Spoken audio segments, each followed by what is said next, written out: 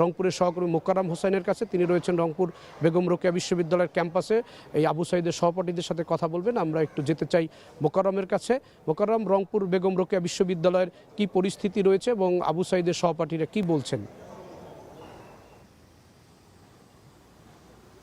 জাহিদ, এই সেই সড়ক যেখানে আবু সাঈদ 2024-এর 16 জুলাই নিহত হয়েছিলেন এবং বিশ্ববিদ্যালয়ের এই ফটকটিতেই পুলিশ অবস্থান নিয়েছিল এবং আবু সাঈদ ঠিক এই জায়গায় দাঁড়িয়ে তার দুহাত প্রসারিত করে গুলির সামনে তার জীবন উৎসর্গ করে দিয়ে কোটা সংস্কার আন্দোলনকে রাষ্ট্র সংস্কার আন্দোলনের রূপ দিয়েছিলেন। সেই দিন এখানকার তার যে সহপাঠীরা ছিল, তার সহযোদ্ধারা ছিল, তারা কিন্তু এই মুহূর্তে ক্যাম্পাসের ভিতরে অবস্থান নিয়েছেন এবং তারা বলছেন যে এই মামলায় যারা অভিযুক্ত, যাদের বিরুদ্ধে ফর্মাল চার্জ গঠন করা হয়েছে এবং ট্রাইব্যুনাল আজকে যাদের বিরুদ্ধে রায় দেবে, তাদের অপরাধের ধরন হিসেবে যেন তারা নিজ নিজ অপরাধের জন্য সর্বোচ্চ শাস্তি পান, এটি তাদের প্রত্যাশা।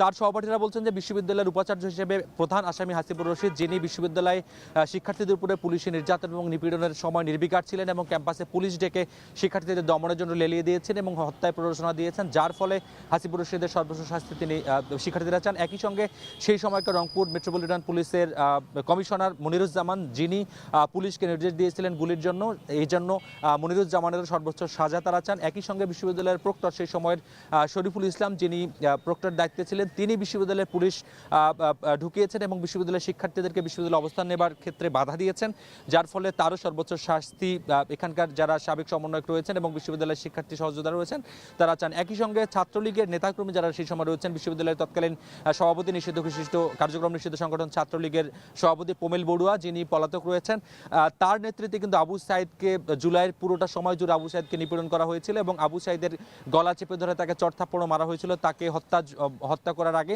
এবং যার কারণে বিশ্ববিদ্যালয়ের ছাত্রলীগের যে সেই সময়কার নেতাকর্মীরা রয়েছেন তাদের বিরুদ্ধেও সর্বোচ্চ সাজা চান। জানি রাখি, এই মামলায় যেই 30 জন আসামি করা হয়েছে তার মধ্যে 12 জন বিশ্ববিদ্যালয়ের শিক্ষক, কর্মকর্তা, কর্মচারী এবং 9 জন হচ্ছেন ছাত্রলীগের সাবেক নেতাকর্মী, 1 জন চিকিৎসক এবং 8 জন পুলিশ কর্মকর্তা। এই যে 4 স্তরের আসামিরা রয়েছেন, সব আসামি যেন তাদের কৃতকর্মের জন্য সর্বোচ্চ সাজা পান, এটি আজকের এখানকার বেগম রোকেয়া বিশ্ববিদ্যালয়ের যে আবু সাঈদের সহযোদ্ধা রয়েছেন, সহকর্মীরা রয়েছেন, তাদের প্রত্যাশা। এই ছিল জাহিদ এই মুহূর্তে রংপুর থেকে আবু সাঈদের মামলার রায় ঘিরে যে প্রতিক্রিয়া, সেই প্রতিক্রিয়ার সবশেষ খবর। প্রথম শহীদ